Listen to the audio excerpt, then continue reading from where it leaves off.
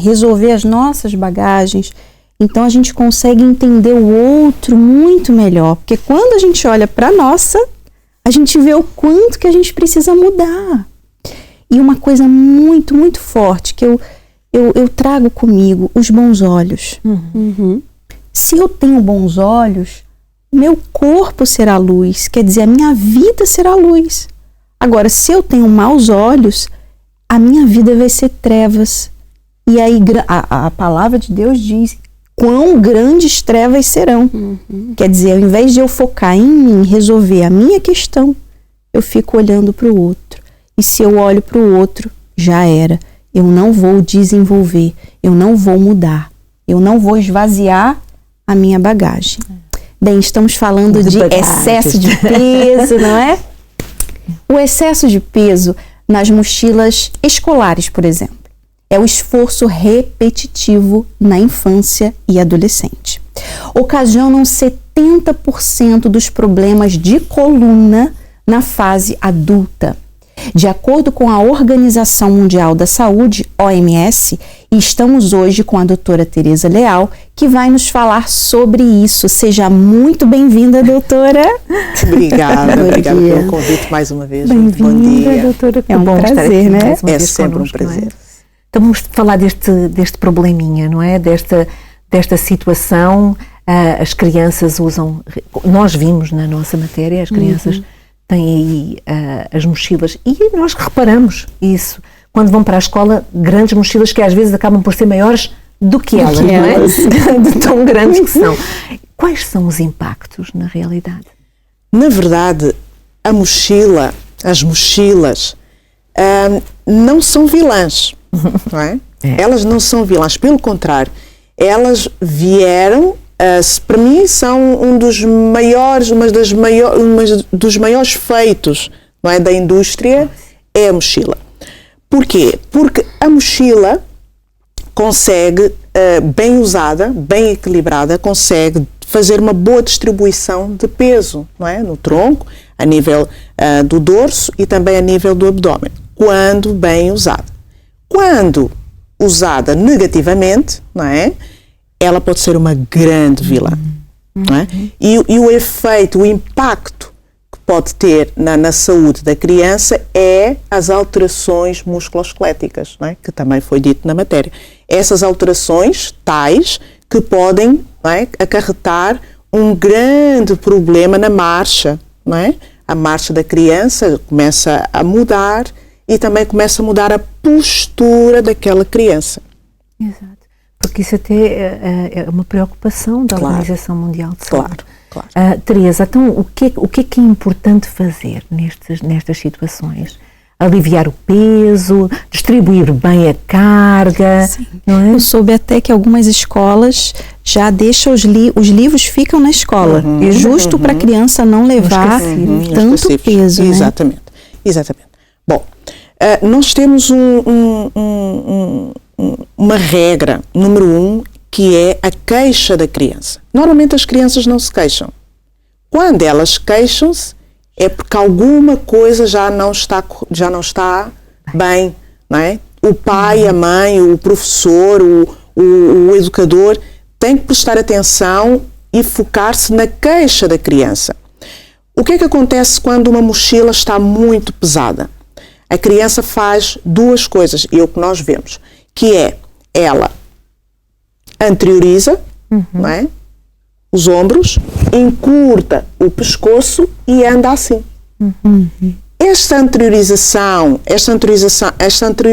de ombros e o encurtamento do pescoço faz com que haja essa alteração a nível de coluna. Muitas queixam-se nesta região, que é a região principal, não propriamente a coluna lombar. Não é? A coluna lombar sofre por causa do que falei inicialmente, que já não há distribuição necessária a nível de dorso e a nível de abdômen, então enfraquece esta região, por sua vez também vai enfraquecer a coluna lombar e causar essa desestruturação a nível de coluna. Bom, assim sendo, nós costumamos a fazer esta verificação, a saber se esta criança está com um problema de escoliose ou um problema de cifose. Cifose o que é? É quando ela apresenta este movimento e não consegue voltar, não consegue criar o movimento inicial que é a correção postural. Ou então a criança está na mesa, ou está na sala de aulas, ou está em algum ambiente e que ela está sempre a se... não consegue. O pai e a mãe estão sempre, vai, endireita-te, corrige a posição. Então isso são sinais, não é? São sinais indicativos. Doutora, tem agora muitas mochilas que já têm aquelas rodinhas, que os pais pensam que facilita um pouco, né, para as crianças, mas nós temos que pensar que tem muitas escolas que têm escadas.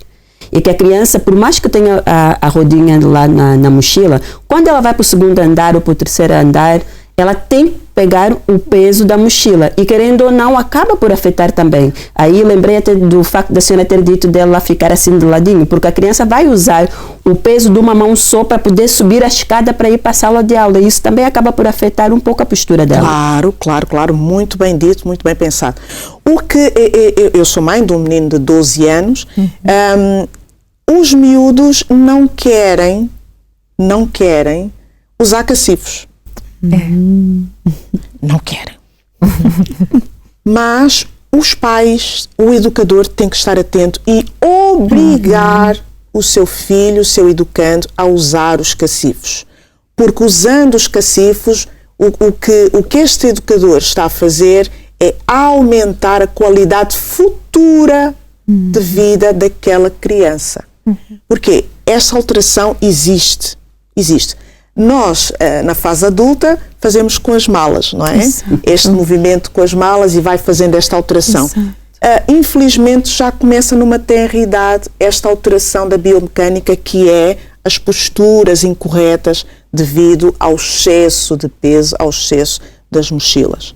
Agora, Teresa, quando uma criança chega até o seu consultório, assim, dessa forma, o que é que vocês fazem? O que é que a Teresa faz? Bem, primeiro temos que verificar se o que é que provocou, porque pode não ser a mochila.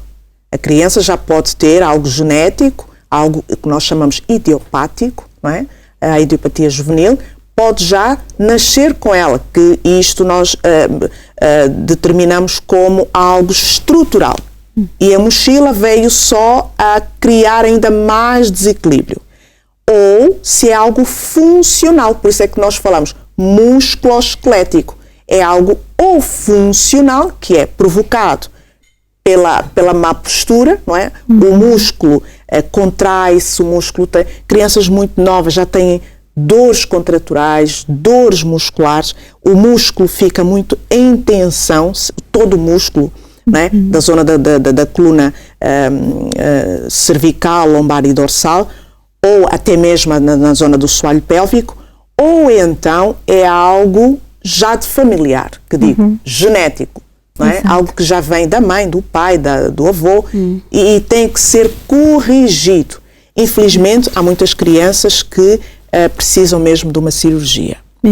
Entram em graus muito sérios que precisam de fazer cirurgias.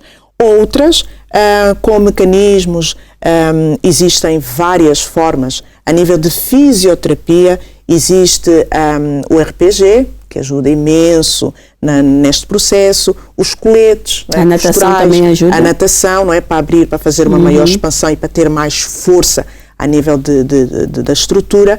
Ou em osteopatia nós também podemos ver o corpo num todo, tentar perceber qual é o problema daquela criança e poder sanar a sua deficiência, a sua dor, a sua queixa de uma forma assertiva. Doutora Teresa, nós agradecemos muito a sua participação. Obrigada, aqui no nosso programa e esperamos tê-la em breve para falarmos de outras questões relacionadas com os músculos e com os nossos ossos, não é verdade? Muito obrigada. Entretanto, nós vamos conhecer já os 3 pontos do facto real de hoje. Ela chama-se Sílvia Oliveira. Vamos então saber o que é que aconteceu na sua vida e antes de ter um encontro com Deus, o marido dela faleceu após um casamento de 22 anos. A depressão destruiu a sua vida por anos e foi diagnosticada com cancro de mama. Uma história muito profunda, muito séria, mas que hoje ela